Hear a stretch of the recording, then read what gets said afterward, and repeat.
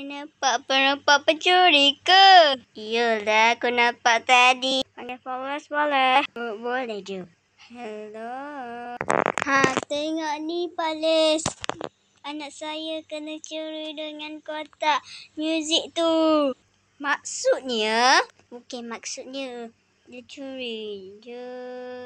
Adik tidur. Lepas tu dia curi. Mimpi curi. Tangkap perempuan tu. Okey. Dah, ayah call dah. Lah, tidur dah ke? Lah, report kah?